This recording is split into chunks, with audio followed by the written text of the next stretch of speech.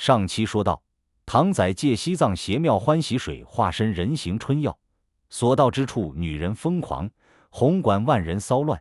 林千仪、魏擒他反被操控，牵手消失后台。749局高亮率200精锐围剿，却遭拉拉酒吧百女暴动。唐宰体内费洛蒙暴涨1000倍，沾身极重蛊，连修女都跪求上床。然而更恐怖的还在后头，林千仪身世惊天反转，张默为情回归749局，京城突爆甲级事件。接下来我们继续聆听。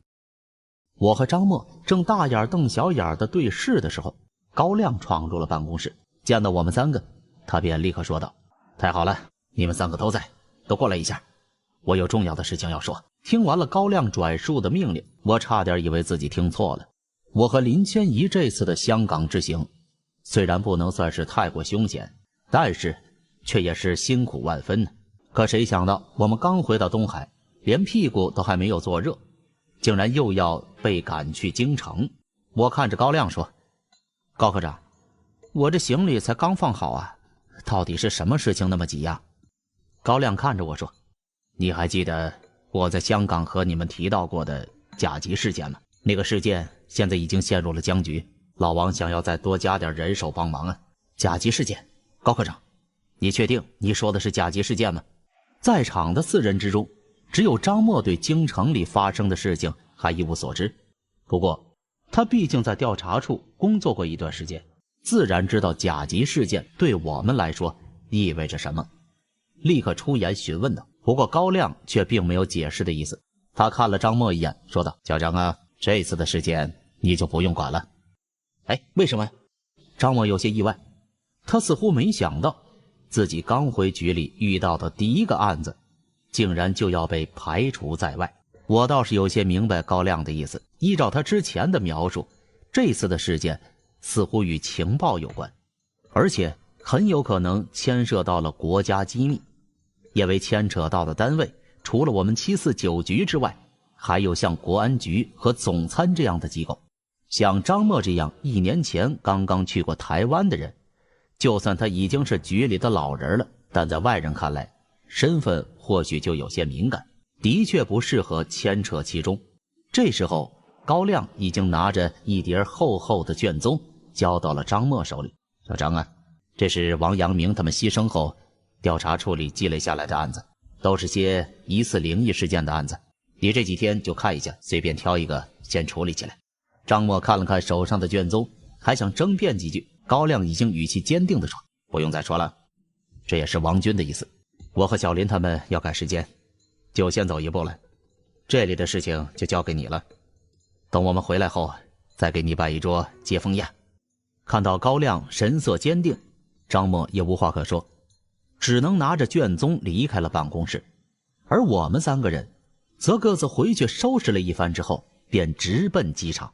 和香港之行不一样，这一次因为京城那边催得紧，因此尽管只有我们3个人，可高亮依然还是把车开向了郊区的某军区空军部队的一个战备机场。王军在那里安排了一架正在执行养护任务的回收处运输机等在那里，专门准备把我们送到京城去。在飞机上，我问高亮，这次的事件到底是怎么一个情况？依照我目前从局里了解到的常识，749局在处理案件时一向都是独来独往，除了必要时会假借其他部门的身份调动人手借用资源之外，很少会像这一次一样与其他部门联手行动。既然如此，为什么在这次的事件中，除了我们749局外，连国安和总参都牵扯了进来呢？面对我的疑问，高亮的回答让我十分失望。原来他自己到现在为止都对京城的事情一知半解，除了知道这次的事件牵连重大，还被首长亲自指定为甲级事件之外，就再也没有什么具体的情报了。看起来所有的一切只有等到了京城才能知道。2个小时后，只载了我们3名乘客的飞机在夜色中悄然着陆在京城外的一处军用机场。11月的京城已经下起了白毛细雪。我打开舱门的时候，迎面就感受到了一股寒意，忍不住打了一个喷嚏。我们3个人下了飞机，四周却没有看到前来接机的人。大冬天的晚上，3个人处在机场跑道边，冷得发抖。高亮冷得实在受不了，正想打个电话问问怎么回事，远处打来一道亮光，晃得我们直眯眼。再仔细一看，原来是一辆挂着军牌的高档商务车直接开进了跑道，停在我们面前。出人意料的是，王军从车里走了出来，没想到他竟然会亲自来迎接我们。除了他以外，从司机位置上还走下了一个穿着军装、长得白白净净、外表看起来很斯文也很年轻，估计只有20多岁。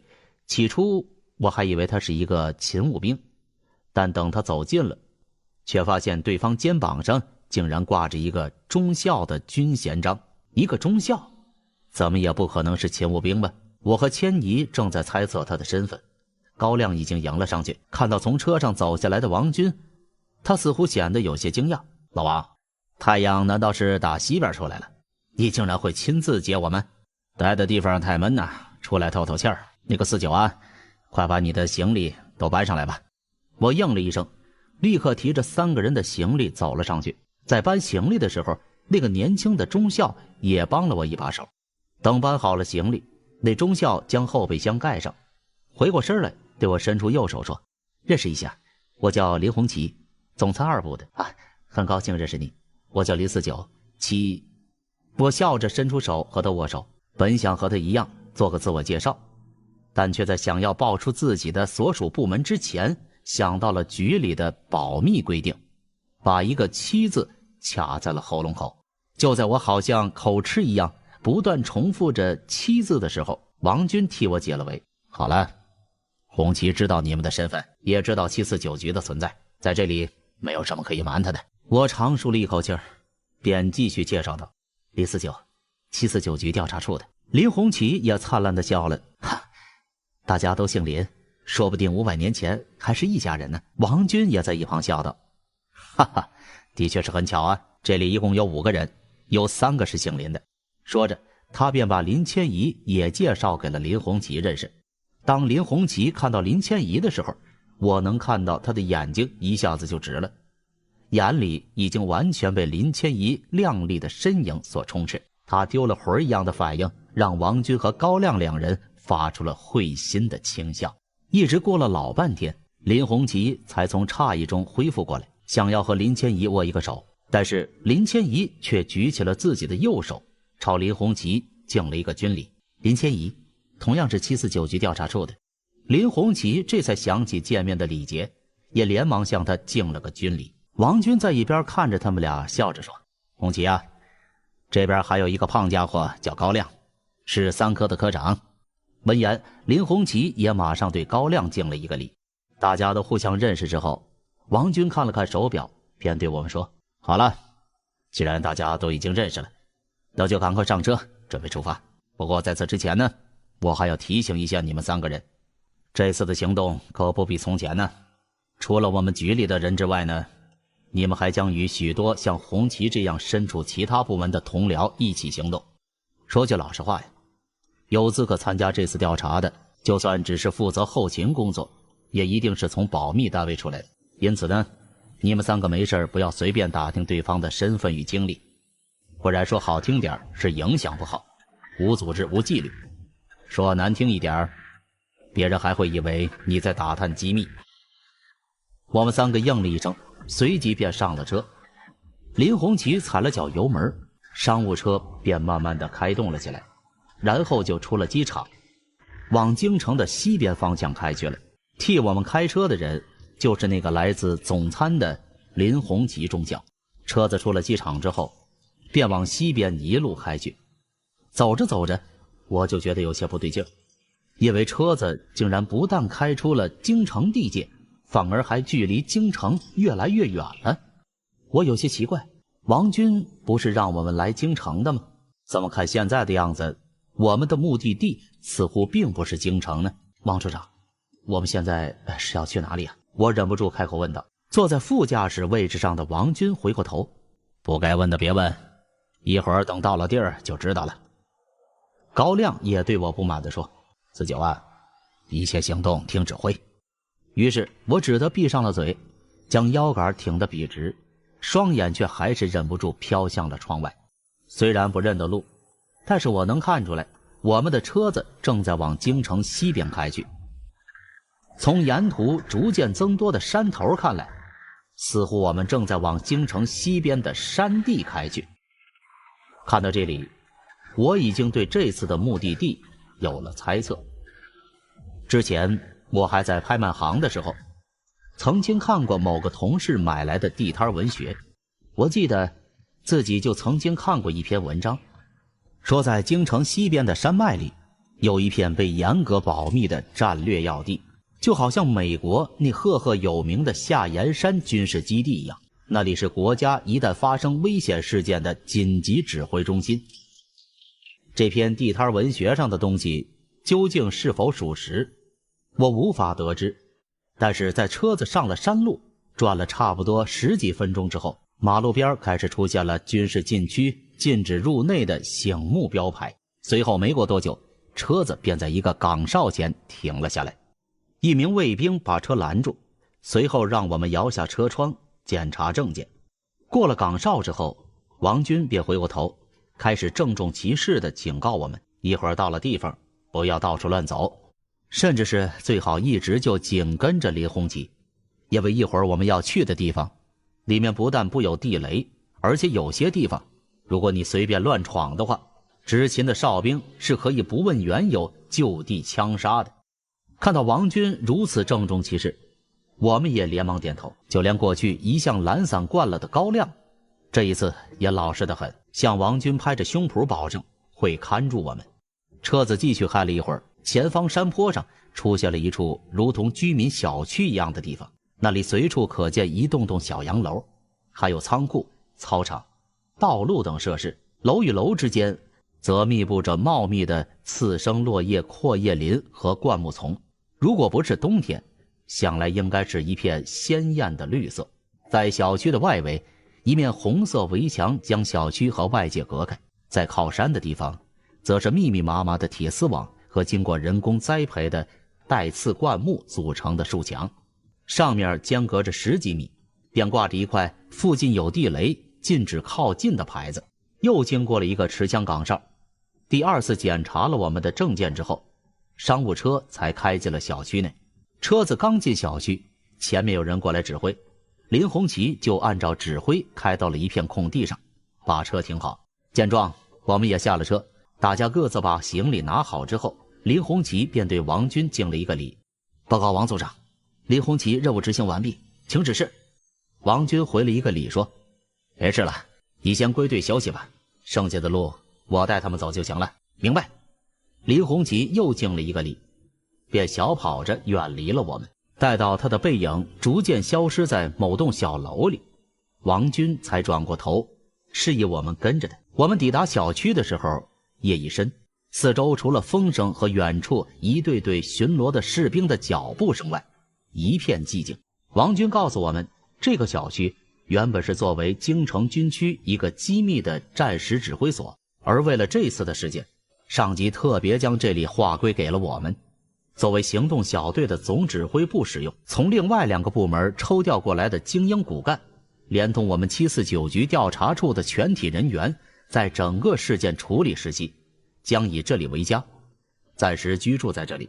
除了有外出任务之外，不到事件顺利解决的那一天，谁都不能轻易地离开此处。看着走在小区里荷枪实弹的巡逻士兵，耳边听着王军对这里的介绍，虽然之前在飞机上已经听高亮大致说了关于这次事件的情报，但是一直到现在这个时候，我才第一次真切感觉到这次事件的严重性。只是到目前为止，我们对于这次的事件仍然是云山雾罩，摸不着头脑。好在等待着我们放好行李之后，王军就通知我们，让我们现在先休息，第2天一大早去他的临时办公室，到时候他会为我们揭晓答案。在不安与疑惑中过了一夜，第2天一大早还不到7点钟，我就被高亮匆匆叫起。我们俩还有林千怡一起吃过了早饭，便赶到了王军的办公室。在这里，王军兑现了昨天的诺言，向我们解释了这次事件的缘由。正如高亮之前打听到的蛛丝马迹，这一次的事件的确与情报有关，确切地说，是一份足以动摇国家的重大情报。不过，像国家情报这种敏感的事件，原本是不会轮到我们749局的人出马的。只是这一次事件中所涉及到的情报，实在是太过匪夷所思，远超过了正常人所能理解的范畴。因此，在1号首长的拍板之下，便让749局也加入了整个事件的调查中。作为兼任局长的1号首长，更是将这次的事件用749局的对神秘事件危险性的分类标准定义为了甲级事件。听着他的描述，办公室里的气氛有些凝重，我屏住呼吸，静静等待他的下文。事件的发现者，说起来你们刚才都见过，就是那位林红旗。王军轻轻用手指敲着桌子，替我们还原了整个事件的缘由。林红旗，男28岁，标准的红三代。他的爷爷是老红军，父亲也是军里的高级干部，因为根正苗红，又以优异的成绩从军校毕业，年纪轻轻便被分配到了总参2部工作，担任参谋。看似前程似锦，但其实做的实际工作却只是一些处理总参信件的无聊工作。直到有一天，老天跟他开了一个小小的玩笑，让他无意间摊上了一件大事。林红旗的具体工作说起来就是查看信件，因为总参2部的特殊保密性质，部里的内部人员的一切对外联系都会有专人进行监视，比如说监听外界打入部里的电话，监控内部人员对外发送的电子邮件等等。而林红旗的任务则是拆开并查看每一封寄往总参2部的信件，确保不会有人在日常的信件联系中泄露国家机密。在如今这个电话已经普及，网络也开始加速发展的时代，依靠纸质信件进行联络的方式已经很少有人会采用，因此林红旗的工作也变得非常轻松，或者说是无聊。然而某一天，他在检查信件的时候，却注意到了一封非常特别的信件。这是一封从金陵寄往总参2部的民信，乍一看好像是一封恶作剧信件，因为无论是寄信人还是收信人一栏都写的语焉不详。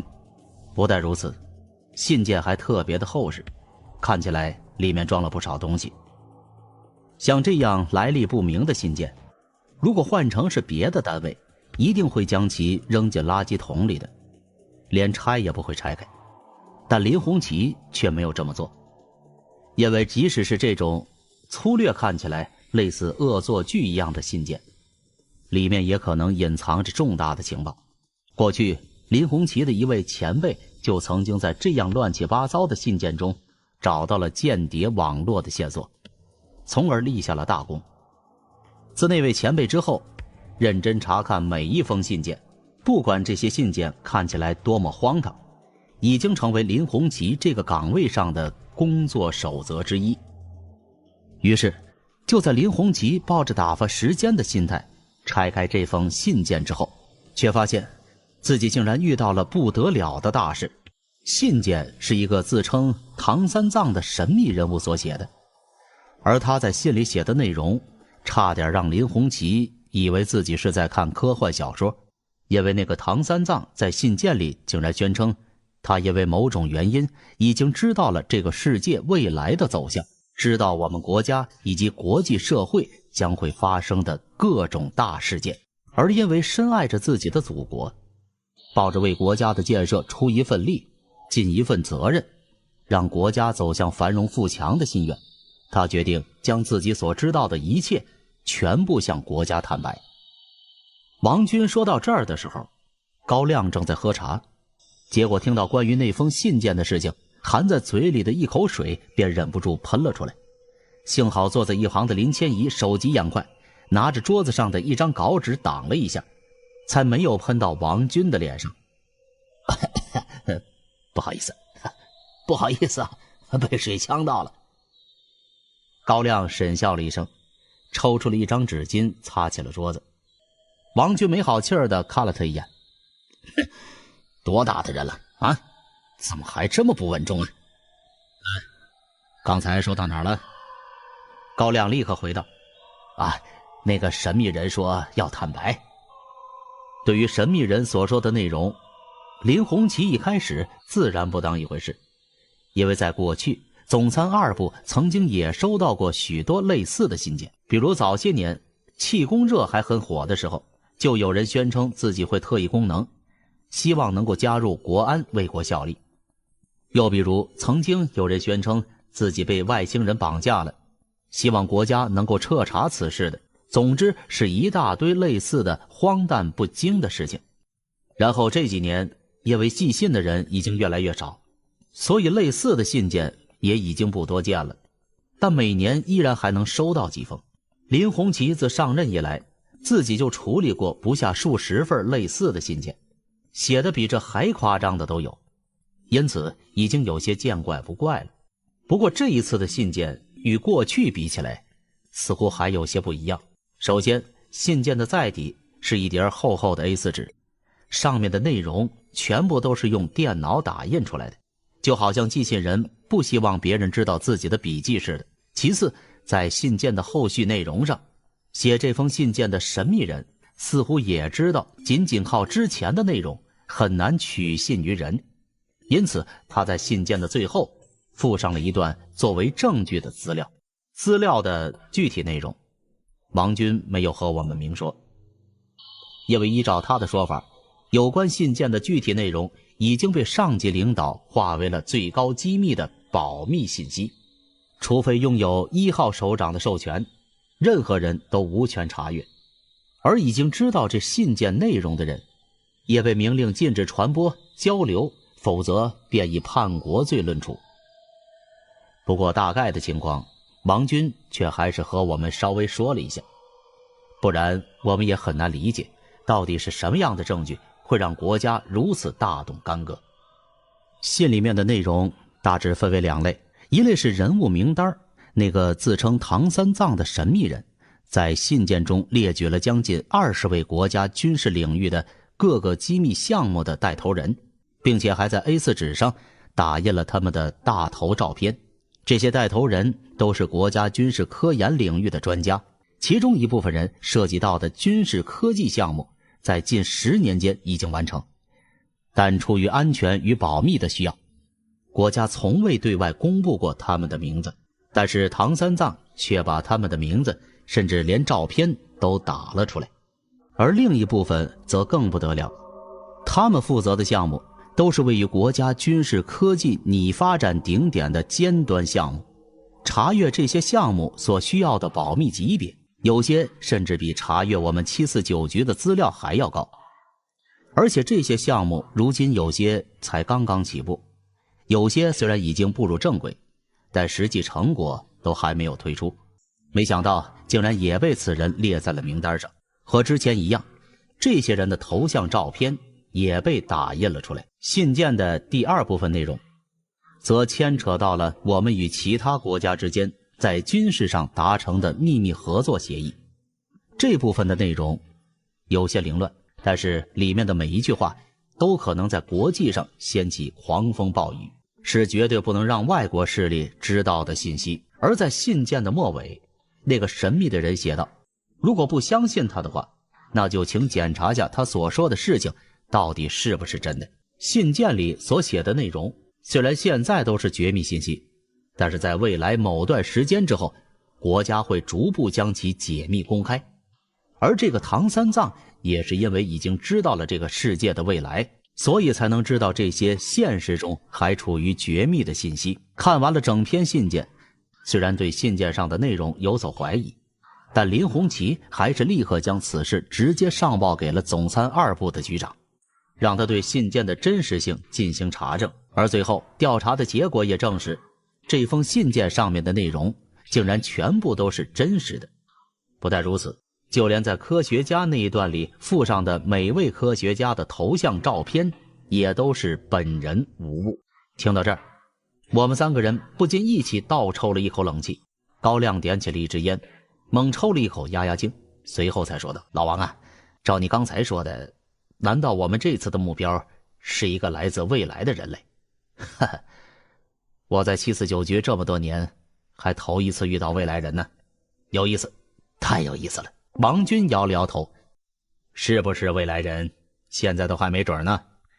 事实上，关于这次的事件，刚开始的时候是直接交给了国安和总参那边负责，上面的人比较倾向这是一起严重的内部泄密案件，怀疑是不是内部有人将信件上所写的情报泄露了出去。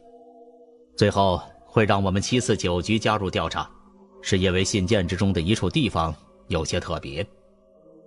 说到这儿，王军从办公桌前站了起来，打开了墙上的一个保险箱，从里面拿出了一张照片给我们看。我们3个顿时一起凑了上去，看到那是一个两鬓雪白、头顶微秃的老头的头像。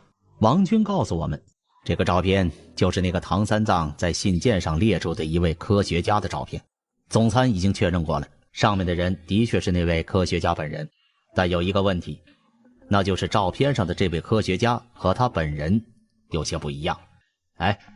不是说已经确认是本人了吗？怎么还有些不一样呢？高亮问道。你看看这里。王军指着这位老科学家的脑门说道，这老头老先生今年虽然已经快70了，但现在身体还健康得很，头发也还茂密着。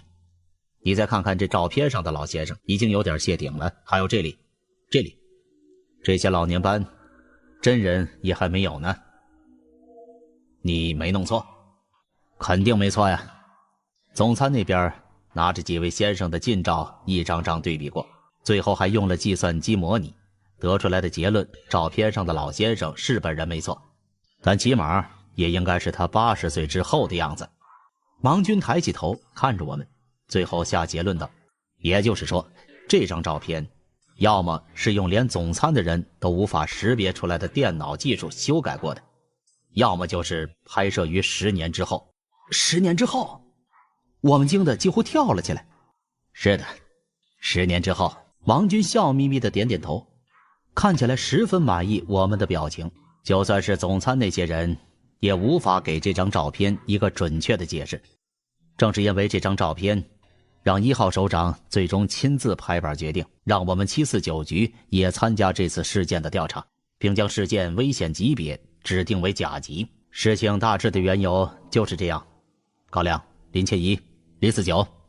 王军突然站起身子，用非常郑重的语气说道。高亮好像吓了一大跳，猛地也站了起来，迅速地挺直腰杆。我和林千怡也立刻有样学样。这次的事件已经被1号首长给予代号寻佛行动，749局调查处全体成员划归行动调查队第3小组。现在我作为3组组长，正式命令你们加入3组，参与此次调查行动。听清楚了吗？我们3个重重地点了点头。听清楚了。我的名字叫林四九，双木林，49京城的49。这是我第一次亲自参与甲级事件的调查，我心潮澎湃，激动万千。寻佛行动调查队是为了找到化名为唐三藏、疑似能知晓未来的神秘人物而成立的临时调查机构。小队下属3个调查小组，1组和2组分别由国安部、总参2部抽调精英骨干组成，3组则全部由我们749局调查处的成员组成。因为事关重大，3个小组分工合作，互不同属，拥有最高级别的安全授权，可以调用国内所有必要的资源，所有工作成果除了1号首长外不对任何人汇报。如此高的授权，如此多的精英骨干汇聚一堂，如此多的部门互相配合，只为了一个目标，找到那个唐三藏。在并不宽敞的办公室里，只能听到王军在滔滔不绝地介绍着我们这次加入的调查小队的构成。这次的事件不比以往啊。虽然我们749局的保密条例在国家组织中已经属于最为严密的了，但这一次的行动你们绝对不能掉以轻心。绝对不要在无意中对外界泄露出这里的半点消息。现在把你们的所有通讯工具都交出来，除非是外出执行任务，否则在这里就禁止与外界进行任何沟通。听到王军的命令，我们立刻把自己的手机放到了桌上。王军一边收下我们的手机，一边又给我们每个人一叠文档。很好，这是你们来之前调查小队现阶段的行动报告。报告不能带走，只能在这里查看。我现在给你们30分钟，30分钟之后有一个工作总结会议，你们和我一起去参加。说完了这些，王军点燃了一支烟，靠在窗边独自抽了起来。我有点小兴奋地打开了封面印有红色绝密2字的文件袋，拿出了里面的报告。报告的封皮上印着81军徽，上面标注着绝密字样。我有点紧张，又压制不住自己的好奇心，翻开了报告的第1页。室内一片寂静，只有时不时的翻页声和我们3个渐渐沉重的呼吸声。报告里的内容让我震惊，我抬头朝林千怡他们看去，对面2人的脸上也浮现出难以名状的表情。原来在我们3个抵达之前，调查小队已经做了很多的工作，但对于唐三藏的真正身份，调查小队并没有获得什么太多的线索。寄给总参2部的信件是用打印机打印出来的，无法进行笔迹鉴定，上面也没有指纹信息可以鉴定。信封上的发送地址也是假的，虽然能够确认信件是从金陵市寄来的，但上面寄信人一栏写的内容却完全是虚构的。就连信件本身，经过调查也是被人直接塞进了邮筒里，邮筒附近并没有监控摄像头，因此根本不知道到底是谁寄出的信件。到了最后，多亏749局调查处里的一批调查专家，通过文字心理分析鉴定、性格行为鉴定等等非常规的鉴定手段，从神秘人愿意为国效力、文笔之间流露出的爱国情怀，推测出化名唐三藏的陌生人应该是一位青年男性，20至25岁左右的年龄。虽然化名为唐三藏，但是从他能接触网络、对网络科技和电脑设备有所了解判断，他可能并不是和尚，而是具有一定文化水平、熟悉电脑技术的年轻城市青年。不过报告上这些推测还不至于让我震惊，真正令我无法相信的是报告的后文。这一段的内容是关于和唐三藏建立联系渠道的过程。文件里写道，在唐三藏第1封来信的末尾，他写了一段与他建立直接联系的方式。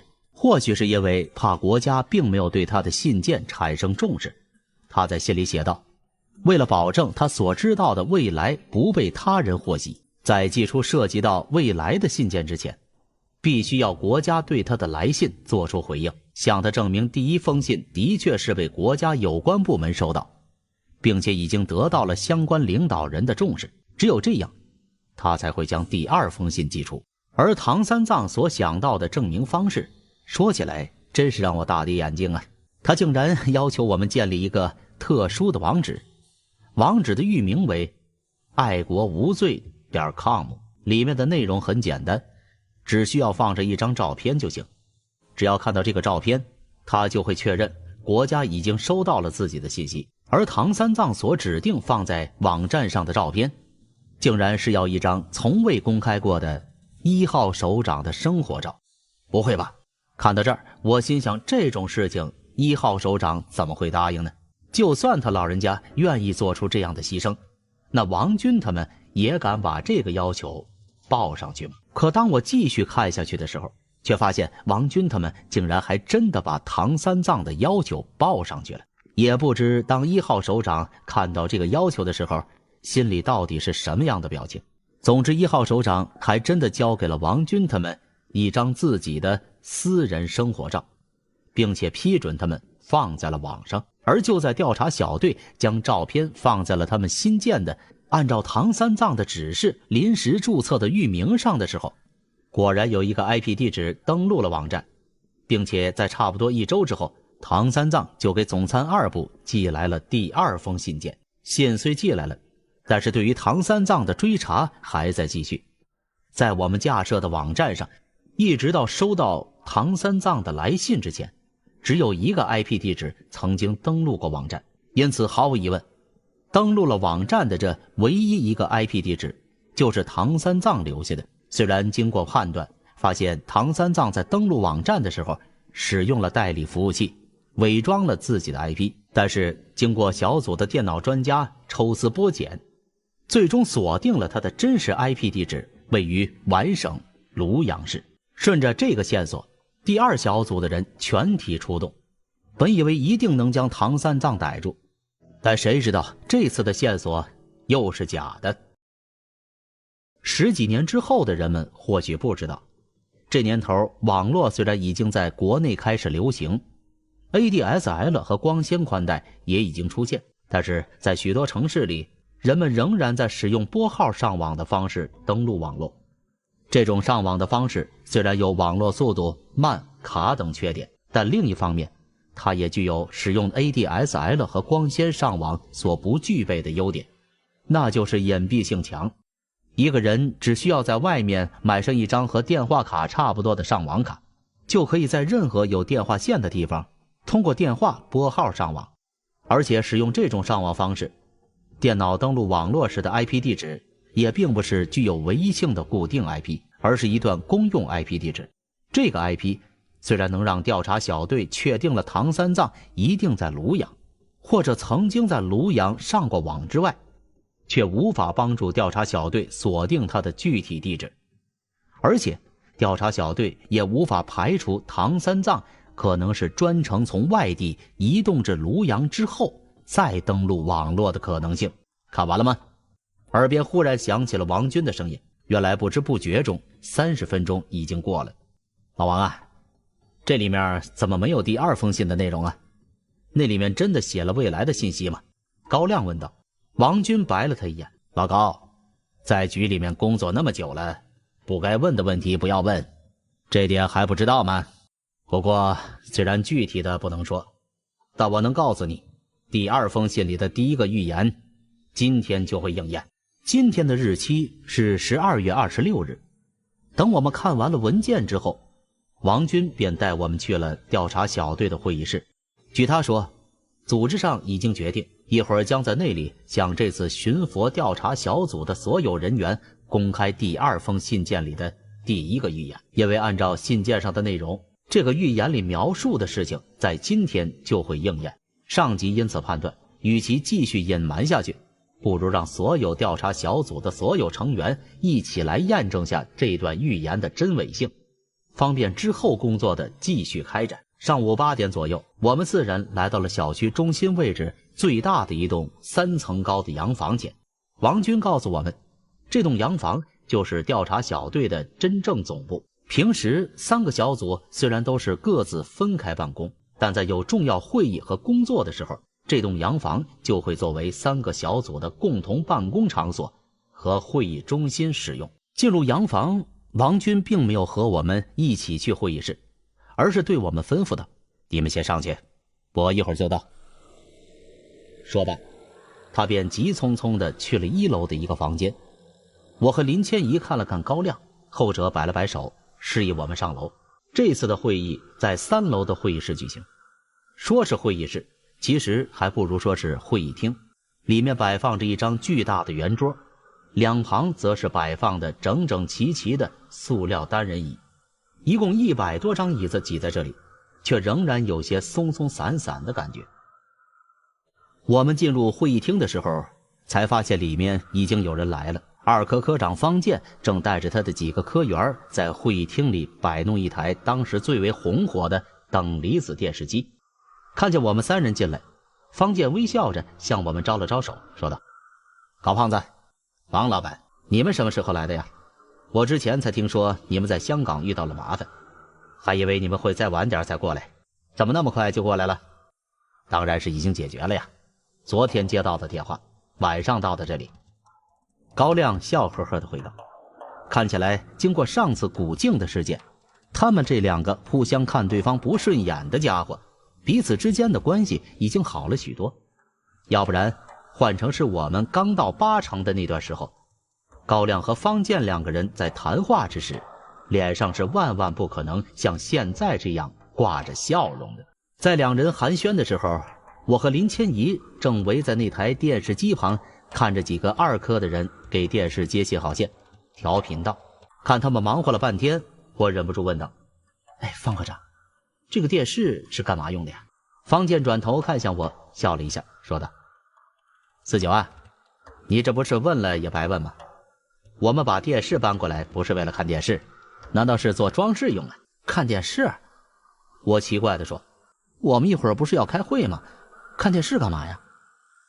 这个方健有意无意地瞟了高亮一眼，后者便回过头对我说道：49啊，控制一下自己的好奇心，到底是怎么回事，一会儿我们就知道了。你也别老问一些容易让人违反纪律的问题。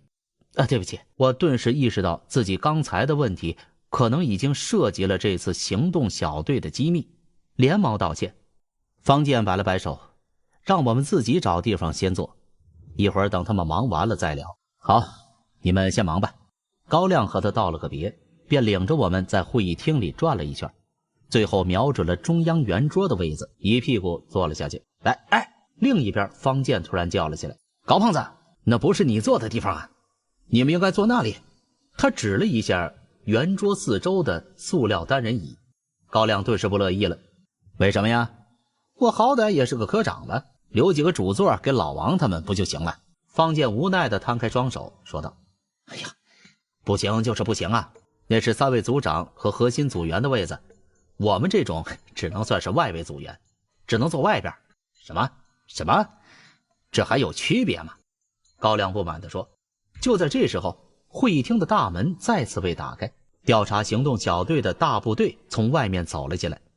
高亮见状，连忙领着我们抢先坐了一个好位子。场面混乱了一阵之后，3组人马各自坐好了位置，会议厅里才算安静了一些。等到所有人落座之后，我注意到一个有趣的现象，在会议厅里，3个来自不同部门的小组成员泾渭分明地分成了3个阵营，3个小组的人各自聚在一块儿，绝对不会看到有一组的人坐在2组或3组的人之间，其他小组也是如此，各个小组之间彼此竟然有一种互相隔阂的感觉，这让我不禁感到有些奇怪。还来不及细想，方健带着人走了过来，一屁股坐到了高亮身边。原来是他们的活已经忙完了。坐下之后，方健便开始替高亮解释核心组员与外围组员的区别。原来除了调查小队的3个小组之外，在3个小组之上还有一个从3组人马中抽调出的精英组成的核心小组。小组成员除了3位组长之外，人数并不多，只有7人，但是里面的每一个人却拥有在整个小队里最高的保密权限，拥有可以查看那封来自唐三藏的信件的权利。他们7个人才是这次追查唐三藏下落的真正主力，而相比之下，我们这些人就只是普通的外围组员而已。有事的时候外出做苦力，没事的时候就在这基地里负责后勤打扫卫生。有这种事？高亮抱起手臂问道：那你们怎么没当上这个核心组员呢？你的能力我知道啊，虽然比不上我，但也比那些毛毛躁躁的小子们强得多呀。方健无视了他的后半句，回答道：这你可别问我呀，要问去问老王吧。我一边听着他们2个聊天，一边四处张望。或许是动作大了些，身边的林千怡拍了下我的肩膀，问道：四姐，你在看什么呢？林姐，我怎么没看到3胖啊？朱顶天嘛。方健在一旁忽然插嘴道：他是核心小组的人。我、林千怡还有高亮3个人顿时张大了嘴。又过了10多分钟之后，会议厅的大门再度被打开，紧接着就见王军和另外2个中年人走进了会议厅里。在王军身边的2位，一位穿着军服，一位则穿着警服。从他们的肩章来看，多半就是来自国安部的李局长以及来自总参2部的陆局长。照刚才方健的介绍，他们2个人就是1组和2组的组长，而在他们3人身后，传说中的7人核心小组紧随其后。7人中的其中1位，正是方才方健提到的已经加入了核心小组的3胖。3胖进入了会议室之后，立刻便发现了坐在最前排的我们，他的眼神落在了我的身上，立刻把胸膛挺了起来，一脸骄傲，看得我想吐。方健刚才告诉我们，这次这小子是因为他那无人能敌的电脑技术，才被王军点名加入了核心小组。难怪现在会在我们面前表现得那么拽。除了3胖之外，核心小组之中还有一个人是我们认识的，那个曾经给王军开车的，让我差点把他当成了勤务兵的林红旗，林中校，竟然也在核心小组的7人之列。3位组长和7位核心小组成员纷纷落座之后，王军拉进了面前的麦克风，清了清嗓子，开始主持会议。好，我们开始。这次特别召集调查小队全体成员召开这次会议，是有一件重要的事情要宣布。大家都知道，经过我们之前的努力，小队已经为国家收到了第2封来自唐三藏的信件，获得了有关世界未来的重要情报。限于保密协定，信件的具体内容原本是不能公开的，但考虑到在这一次的唐三藏信件中有一个预言应验的日期就在今天，为了便于大家之后的工作，经过上级讨论决定，我们现在将把这条预言对大家公开。好了，请注意听好。所有人都坐直了身子，竖起了耳朵。12月26日，也就是今天早上9时，当地时间上午8时，在印尼苏门答腊以北的安达曼海将发生一起里氏 9.3 级的特大地震。这是自1900年以来世界记载的规模第2大的地震。地震将引发一场规模巨大的海啸，波及范围远至波斯湾的阿曼、非洲东岸索马里及毛里求斯、尼流旺等国，将会造成至少22万人死亡，损失超过130亿美元的惨剧，是世界近200多年来死亡最惨重的一次海啸灾难。唰！当王军的话音停顿下来的时候，凡是手上戴着手表的人全都齐刷刷地举起了自己的手。我也举起了左手，看了下手表，8点50分，距离地震发生的时间竟然只剩下了最后10分钟。看到手表上行走中的指针，我额头上的冷汗如同溪流一样开始向下滴落，内心深处就像被人光着身子推到了冰天雪地里，拔凉拔凉。举在半空中的左手都已经在颤颤发抖。如果说唐三藏的预言是真的，那在10分钟之后就将有至少22万人在一瞬间死去。一想到自己竟然知道了如此多生命的死期，我的脑袋就有点闷，一种无形的压力几乎要把我从座位上推倒了。这场海啸的威力到底有多大？从印尼到东非，如此漫长的距离竟然都会受到波及，那么我们的南方会受到影响吗？在这场灾难中，有多少中国人会因此遇难呢？想到这儿，我顿时抬起头，不受控制地举起手，对王军问道：王处长，这次灾难中我们会受到多大损失？话一出口，我就有点后悔了，自己刚才的举动实在是有些冲动，一点也没有组织性和纪律性。如果是在平时的话还好，可现在在座的除了我们749局之外，还有国安和总参的人，这就丢人了。幸好念到一半的王军并没有怪罪下来，他直接摆了下手说：先坐下。我知道各位都很震惊，事实上我们3个组长和你们一样，在看到这段预言之后也非常担心国家在地震中的损失啊。不过呢，我可以在这里告诉大家，这次地震对我们的影响非常小，除了有15名正在当地旅游的同胞不幸遇难外，海啸对我国基本没有什么影响。王军的话让会议厅里的大半人都长舒了一口气。看到大家都重新恢复了冷静，王军又继续说道：这个预言的大体内容就是这样，现在距离地震发生还有3分钟的时间。一组的李局长已经派人去了国家地震局，只要他们一监测到地震的消息，就会立刻通知我们。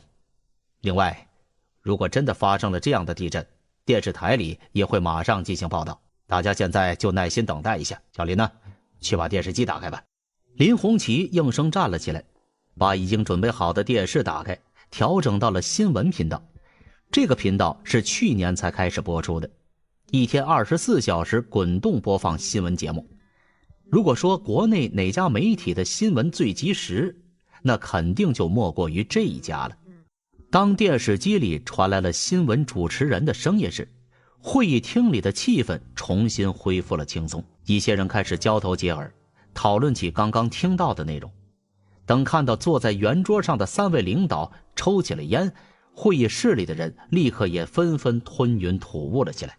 坐在我面前的高亮和方健两人自然也加入了这一阵修仙大军。他们两个一边吐纳呼吸，一边兴致勃勃地讨论着唐三藏的身份。高胖子，你觉得这世界上真的有人能预知未来吗？方健吐了一口烟，烟雾遮掩着他的面容，悠悠地说道。高亮回了他一个烟圈道：预知未来？我之前听老王的意思，你们不是以为他是未来人吗？都是没影的事情啊。当时大家只是胡乱这么一说而已，现在想想，都觉得那唐三藏与其说是未来人，更像是拥有了预知能力的能力者。高亮吸着烟，沉思了几秒。不对呀，不是说那家伙还寄了未来的照片吗？如果是预知未来的能力者，他的照片是从哪里来的呢？方健没有立刻回答，而是先把嘴上最后一口烟抽完，随后粗鲁地扔在地上踩了踩，才说道：这一点我们也没有想通。如果单从照片来看，他的确倒又像是未来人多一点。我在一旁插嘴道：两位领导，这个唐三藏会不会是掌握了时间旅行的方法呀？高亮重重地点了点头说：也有可能啊，说不定就是那个唐三藏找到了一个时间机器。兴许是等得无聊，就连林千怡也加入了我们的谈话。不过他关注的却是另外一个问题。方科长，既然唐三藏愿意把未来的信息告诉国家，我们为什么要这么大费周章地去找他呢？找到他之后，是不是也要禁锢他的自由呢？把他一辈子都关起来为国效力？林千怡的话让高亮皱了下眉头。小林呐，有些话你说过了，我知道你又想到了千然的事，但我希望你别把感情带入到工作中啊。对不起。对着低下头去的林千怡，我眨了眨眼睛，对他们刚才说的话完全听不明白。高亮刚才说的千然是谁？千怡？千然？难道高亮说的千然就是传闻中林千怡的妹妹？在座的4个人似乎只有我不知道高亮所说的话的意思，因为很显然方健也知道。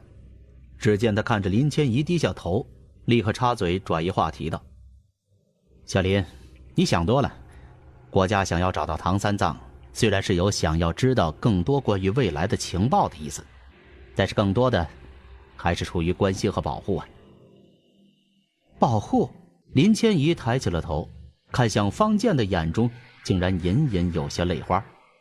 没错，方健继续说，你想啊，一般人如果能够知道未来发生的事情，会像唐三藏那样告诉国家吗？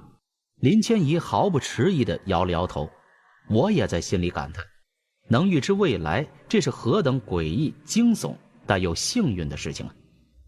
如果换作是我的话，第一个念头虽然不一定是发财泡妞之类无聊的事情，但也肯定不会第一时间就想到将这件事情上报给国家，而是会将这种能力用在自己身上，比如说借着这个能力去找找我的养父什么的。你都那么想了，我想社会上的绝大部分人应该也都和你一样。这几年国家虽然发展的挺不错，但是社会上的风气却有些越来越不好。我听说最近在网络上还流行什么五毛党的说法，意思就是只要替国家说话的人就是拿了国家的钱，一句好话能赚5毛。在这样的环境下，能出现像唐三藏这样的人简直就是一个奇迹。所以就连1号首长都说唐三藏是一名坚定的爱国者。既然他愿意为了国家奉献自己的秘密，那国家就不能辜负他。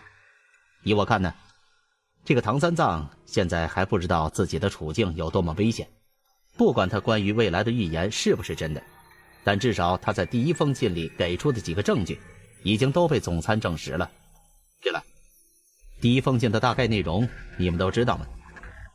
见我们点了点头，他继续说：匹夫无罪，怀璧其罪呀。总参的人分析过，仅仅是第一封信的价值就足以让外国的情报势力不惜一切代价找到唐三藏。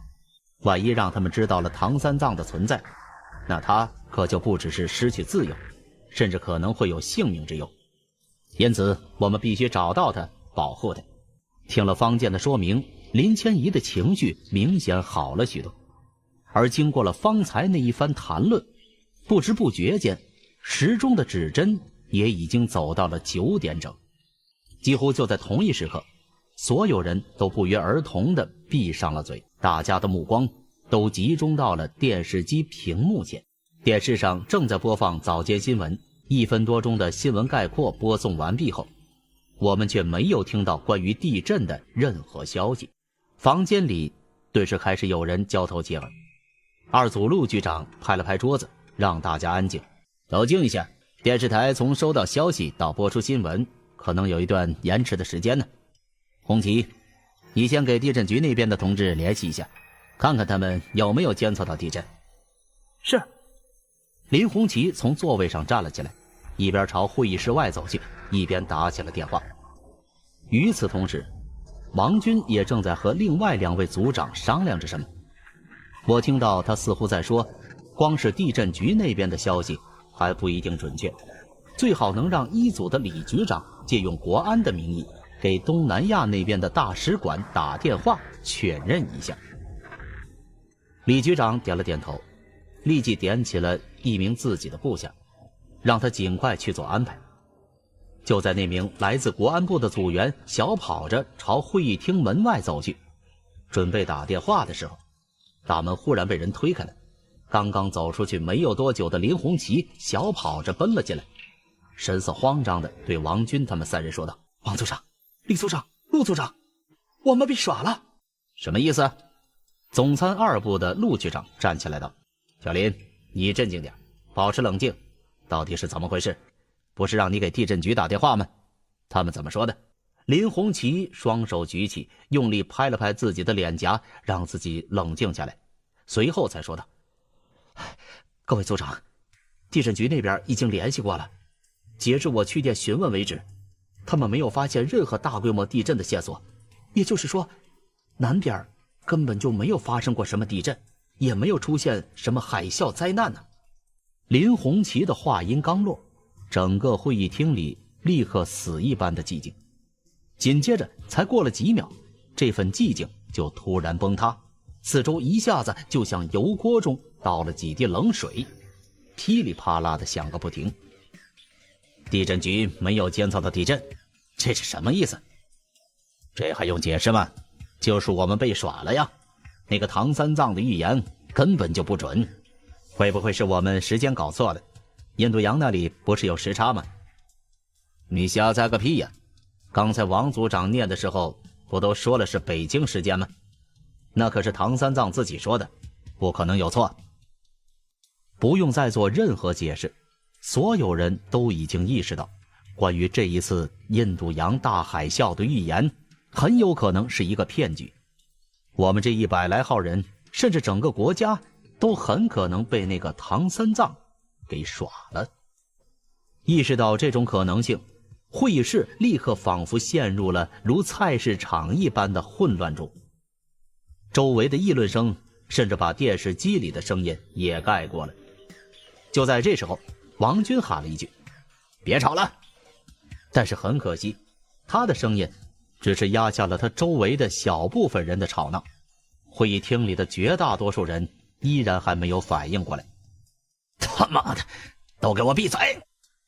震耳欲聋的爆吼从王军的嘴里猛烈地吐了出去，透过麦克风传了出去，一下子让会议室里变得鸦雀无声。看到现场安静了，王军环视了下四周的众人，说道：你们急什么急呀？有什么好急的？唐三藏的预言说错了，这和你们有关系吗？你们的任务是找到他，不管他究竟是什么人，不管他有没有什么预知能力，都要先把他找到再说。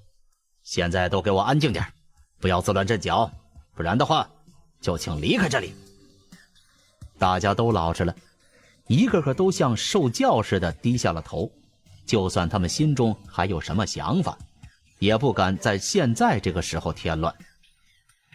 王军重新坐回原位，继续说，光是地震局的消息还不能证明这次的预言是假的，大家再等一下，看看大使馆那边的消息。王军的话音刚落，之前被派出去联系大使馆的国安组员也跑了回来，大家的心立刻提了起来，目光集中在了他的脸上。报告李局长，我刚刚联系了印尼大使馆，那里一切正常，并没有任何海啸的消息。会议室里的不少人在听到这个消息后，嘴巴都张了开来，要不是王军之前的警告，恐怕他们又要争论起来。眼下连续2个消息都已经将事实指向了一个方向，那就是这次唐三藏关于印度洋大海啸的预言极有可能是假的。这时候一组的李局长忽然提高了嗓门，对王军说，你看，我早就说过，这个唐三藏根本就不可信。总参的陆局长也帮腔道，没错呀，我看那个唐三藏根本就是在故弄玄虚，这世界上怎么可能有人预知未来呢？王处长，依我看呢，我们还是调整下调查策略吧。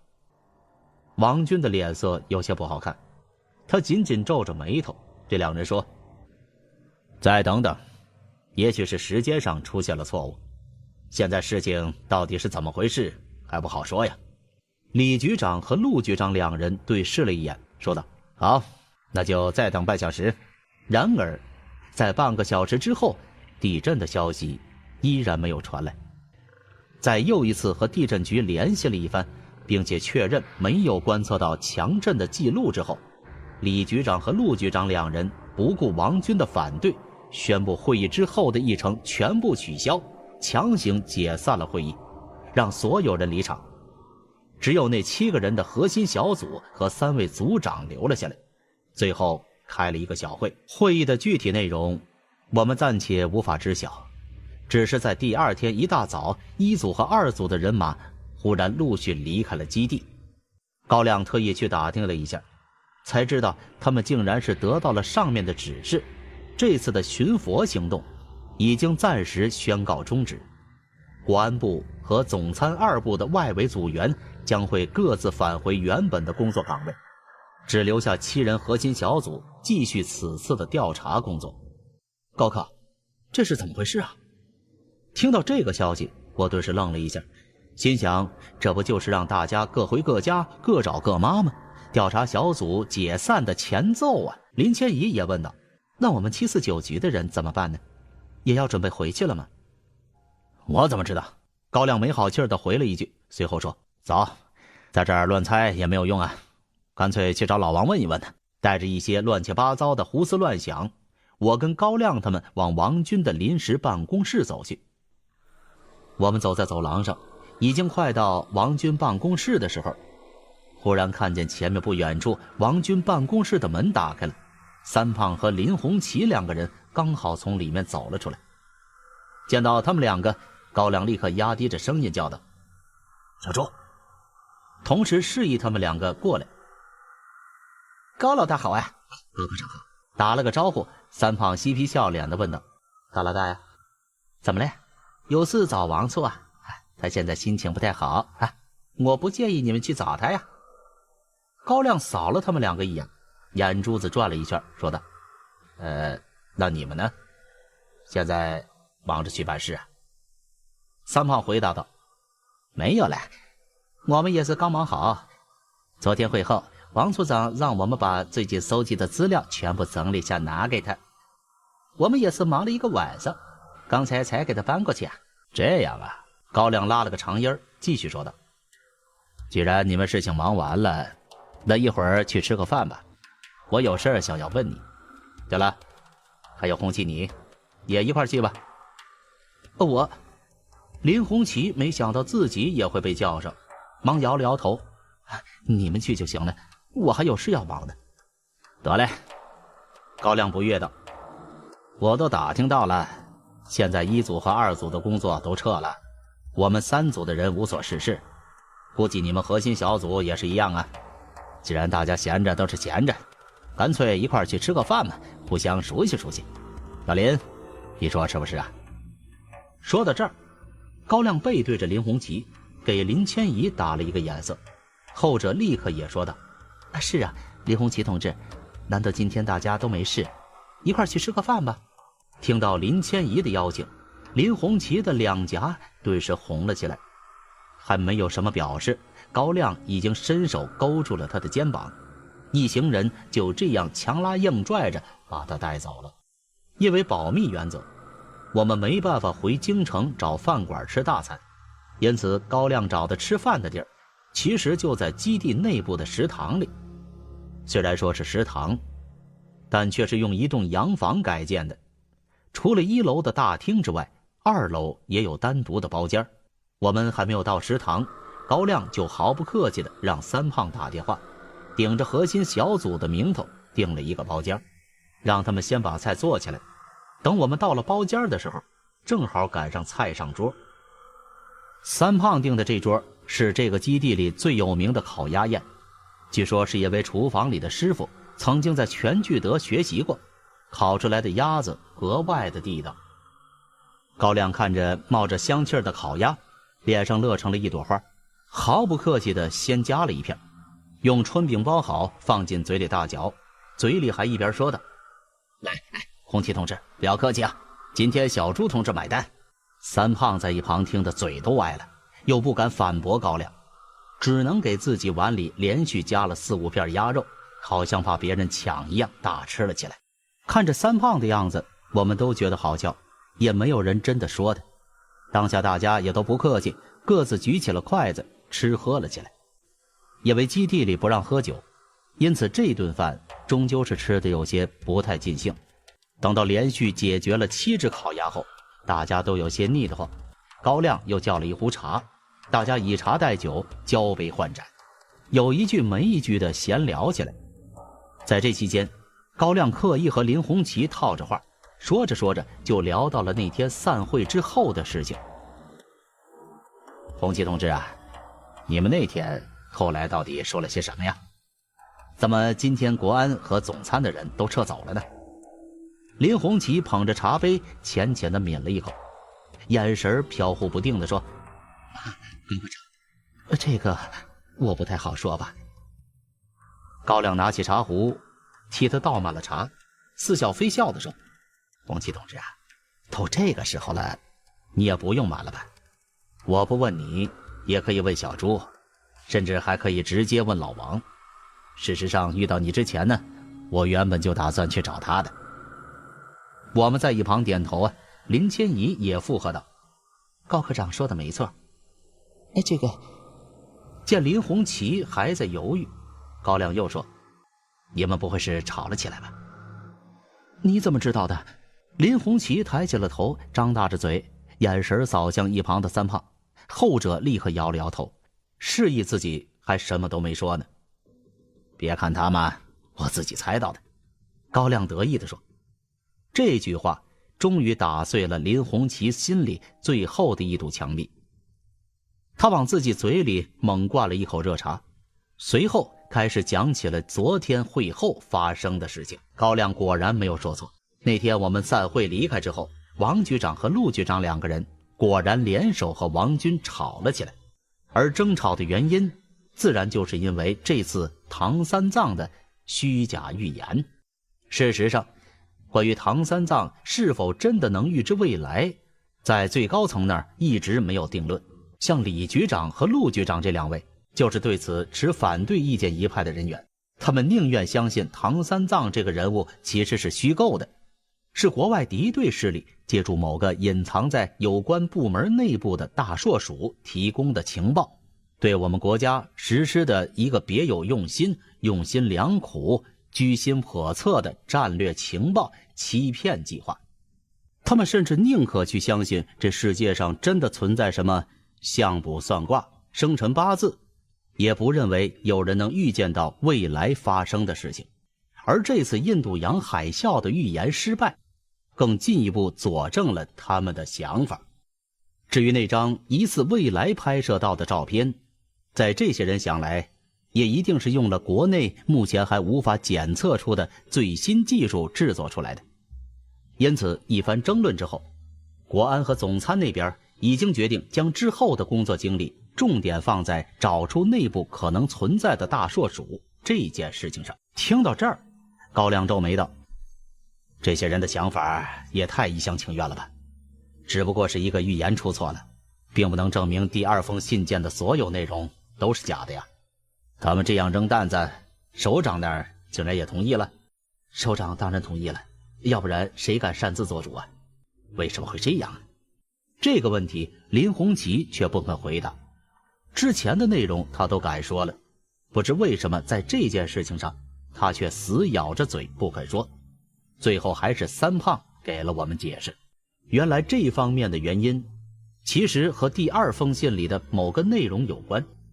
在第二封信的预言之中，除了这次的海啸预言外，唐三藏还在信里写了一些与情报安全有关的内容，其中特别列出了一份未来便捷叛逃者的名单。而李局长和陆局长会如此坚持唐三藏的预知能力都是假的，就是因为这份名单上的内容里竟然包括了几名国安和总参之中的高层人物。今天的节目就到这里，感谢您的收听，点击订阅频道并打开小铃铛，第一时间获取更新。明天我们不见不散。